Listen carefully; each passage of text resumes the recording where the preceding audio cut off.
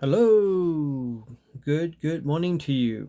So I've thought about what I said yesterday, and I think I missed a few things. I want to add a few more details and kind of move forward to our time and what people think about God and where God is now in our current time, in the modern time. Because Genesis seems like a really, really long time ago, and so let's kind of rewind a bit and maybe do a recap. Yesterday, I wanted to answer the question, why does God allow suffering in this world? And the question behind that really is God not all powerful? Is he not strong enough or powerful enough or mighty enough to stop suffering and pain in this world? And the answer is no, he is all powerful. Just like, just like he created this world perfect and we fell into sin and whatever other stuff I said yesterday, the main thing at the end of it is that we were given free will to decide to obey or disobey God. See, this is something I think I missed yesterday, and maybe some people were confused about that. So let me just clarify and say that yes, we were given free will, and because of free will, suffering has entered the world. I mean, yes, free will, sin entered the world into our lives, and we are born with sin, and sin, like when it's fully grown, kills people, and that's why death comes into the world. And before, when the world was perfect, Adam and Eve, there was no death, there was no killing, there's no murder, there's no sin. Everything was perfect, and it was paradise, literally. And God gave humans a free will. We can choose to you know do what He says or not.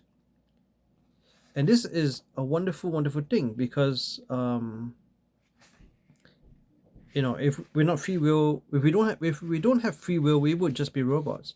We would just be machines. Just like machines now don't really have a free will. They can either be on and off, right?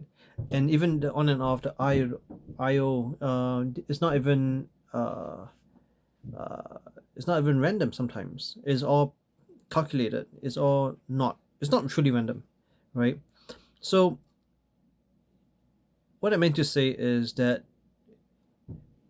God created the universe, and He's all powerful, and He gave us free will, and we use our freedom poorly, and because of that, it produces suffering, right? So we talked about Job, and I'm not going to go through and talk about him again, but why I talked about Job yesterday was because God wanted something from Job.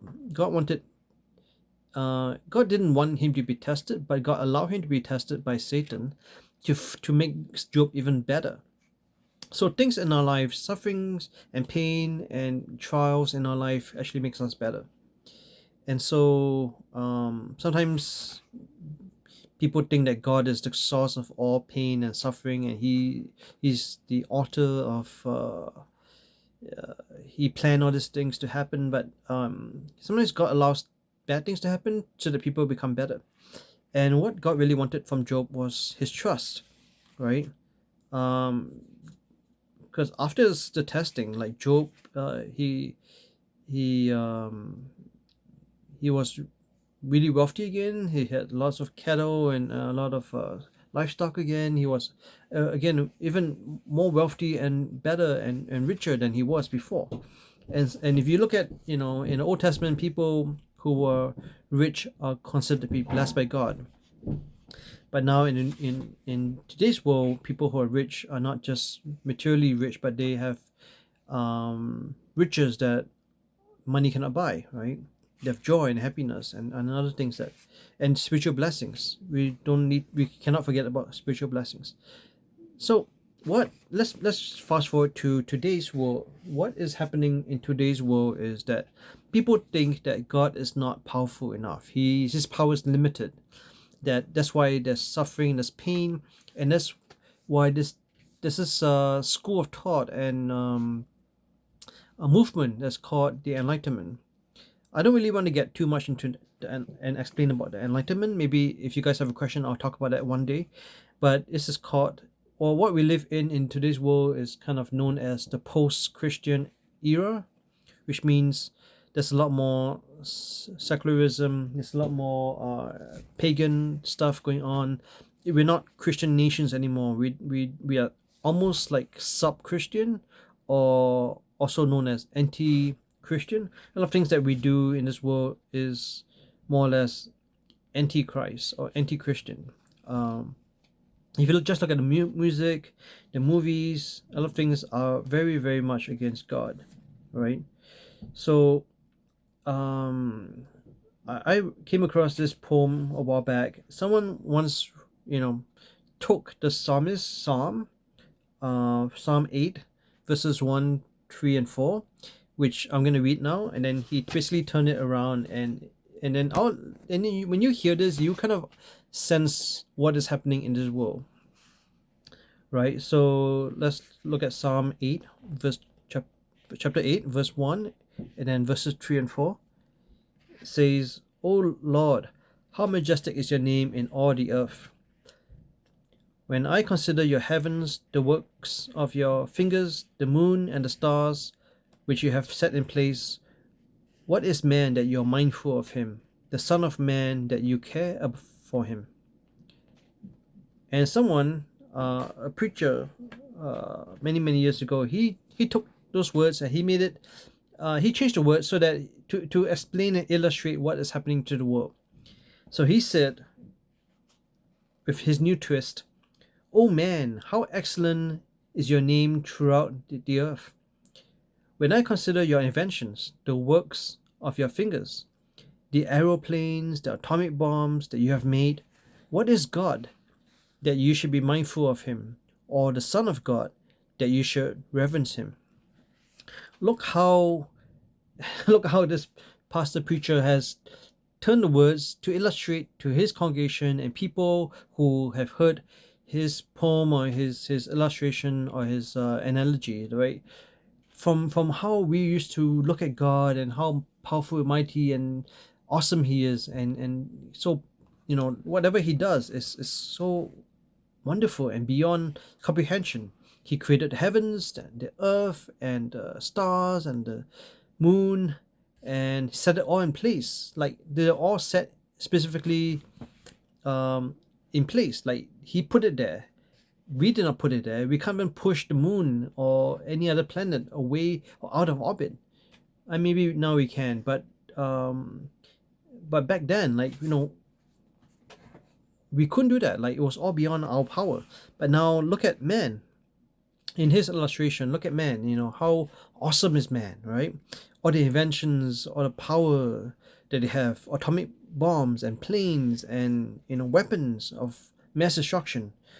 All these things. So what is man what is God? What is God now compared to man, right? Man has almost surpassed God in people's eyes and people's thoughts. They think that man is as powerful, if not more powerful than God, right? But we have never created anything. Think about it. There was a joke once. I say joke because it's funny, and illustrates a really good point also. Back in the day, scientists nowadays, they think they're so powerful, right? So they challenged God. They said, "God, we want to challenge you." And so God said, "Okay." So so they did various things, and ultimately they came to a part where they needed to create something, and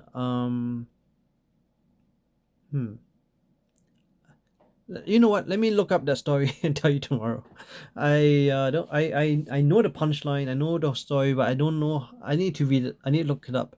But I'll tell you the story about the scientists and God's scientists who challenged God tomorrow. So okay, so let me just conclude with a few other thoughts today, and basically,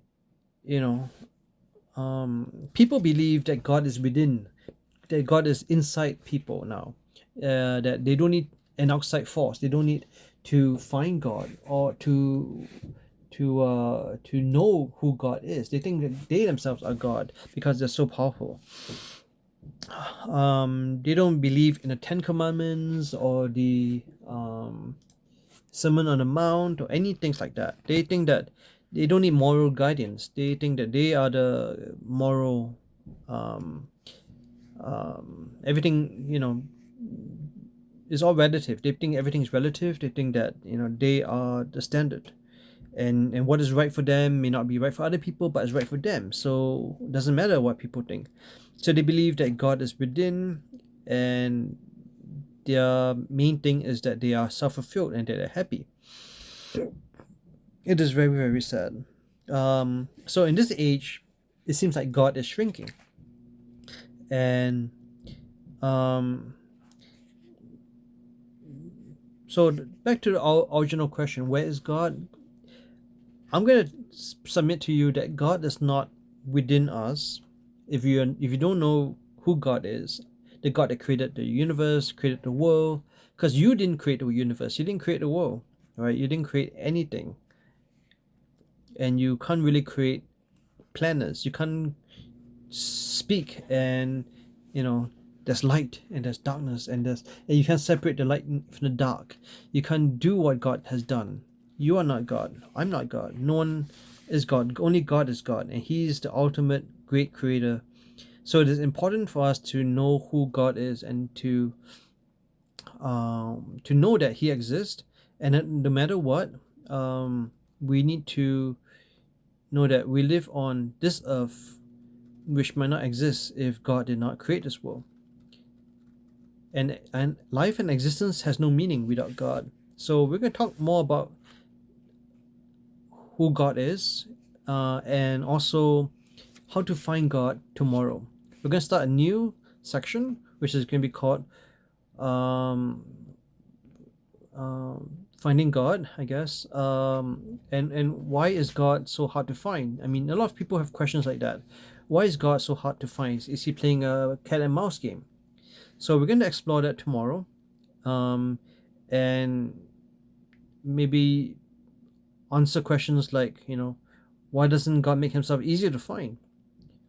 Right? So I'll tell you the story about a scientist challenging God tomorrow, and also why is God so hard to find. So I'll see you tomorrow. Thank you for watching. Like, share, subscribe, follow, comment, and tell your friends. And let me know if you have any questions or thoughts in the comments. Okay, bye for now.